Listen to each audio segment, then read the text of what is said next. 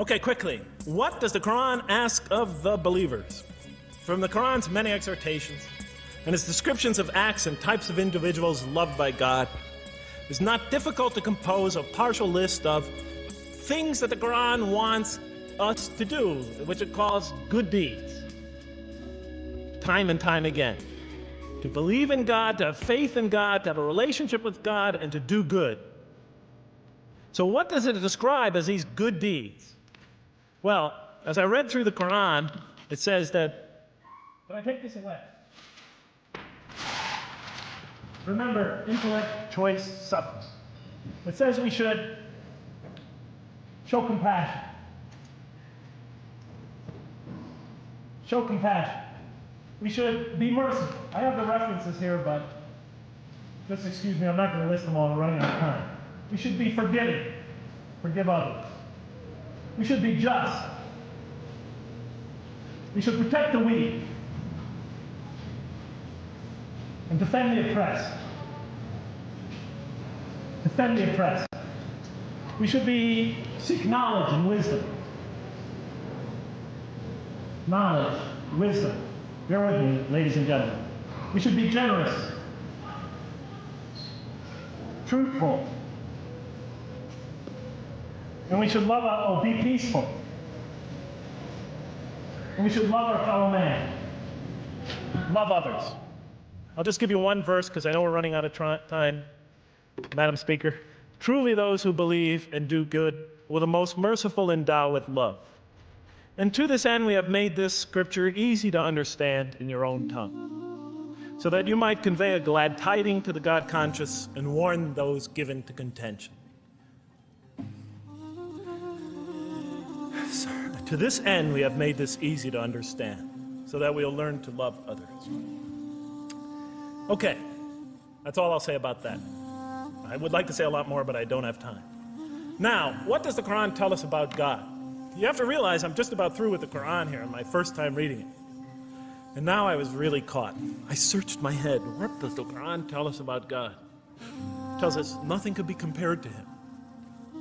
That he's outside anything that we may compare to. That our definitions do not encompass him. That our reason cannot comprehend him. That he is transcendent and we are finite. That he is immortal, he transcends time and space and we are bound by it. That he is immortal, we are mortal. He is uncorporeal, we are corporeal. That we have no way of comparing ourselves to him. Nothing could be compared to him. I thought, oh my God, I'm so close and yet so far.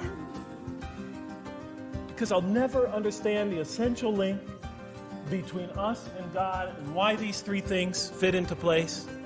Because the Quran tells us that we could never really quite understand God. Or at least that's the way I thought. And so I put down the Quran when I had finished it. And much to my dismay, I was honestly disappointed because I thought the author made a brilliant try.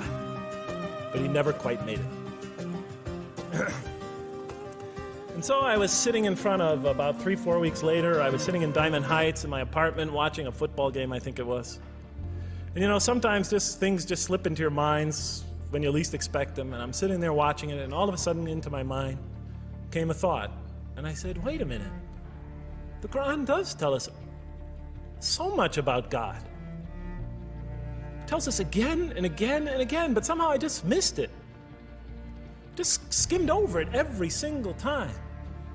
Because if you turn to almost any page, if you turn to the beginning of any surah, you could see time and time again essential information about God that I just thought was sort of a literary device, something to make it just sound more beautiful.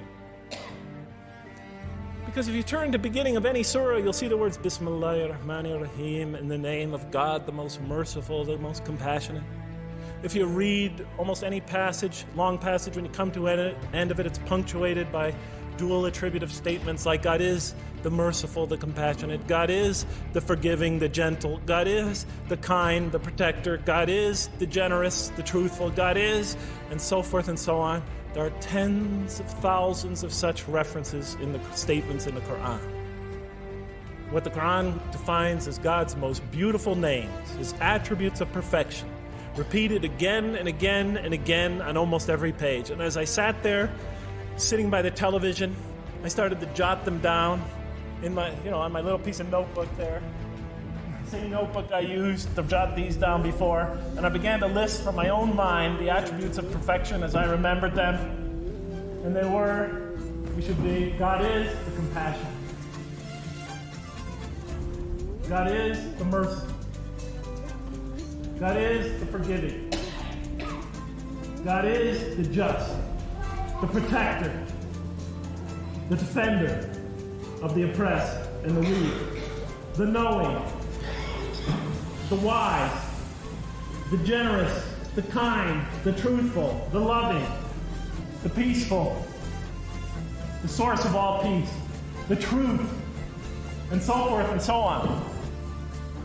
Every item I had listed in my list for the qualities that we human beings are supposed to develop, the Quran was telling me had its infinite source and perfection in Allah, in God.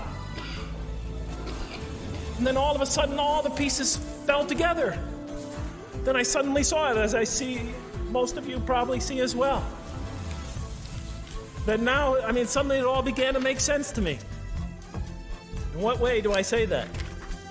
Well, it was now obvious why we had to develop these qualities. It was now obvious how these things on the floor here fell into place. And I'll just say it clearly. We're here to develop a relationship with God, to become closer to God. But how can you become closer to God when He's transcendent and you're finite, when He's immortal and you're immortal, when you're vice versa? When He's immortal and you're mortal, when He's unbound, fettered by time and space, and you are, and so forth and so on. How can you become close to that one? If I want to become close to you, I need to have something to share with you, something that we have in common. So, for example, if I want to come close to this young man here physically, I'll approach him because we both have bodies and I can position my body closer to him. Physical presence, bodily presence is something we both share. If I want to become closer to that gentleman back there, if I want to become closer to him intellectually, I'll reason with him so we will have a convergence of minds because we both possess reason. If I want to become closer to one of my sisters on this side emotionally, I'll try to appeal to their sentiments because we both share feelings and similar types of experiences that generate those feelings. But how does one become closer to God? What do we share with Him? We share with Him exactly what He gave us. Because the Qur'an tells us that when we came into this life, He breathes into our spirit something of His Spirit. And that we come into this world with the seed of these very qualities within us. And we could either kill them, stunt them, as the Quran says, or cause them to grow. And when we grow in these, we grow in our ability not just to experience tremendous beauty in life through all this, but we grow in our ability to receive and experience the infinite beauty, the infinite peace, the infinite truth, the infinite compassion, the infinite mercy, the infinite, etc., all the way down the list, that only comes from the infinite perfect source of all these. The more we grow in mercy, the more we grow in our ability to receive and experience in this life and in the next, to an infinitely greater degree, the mercy of God.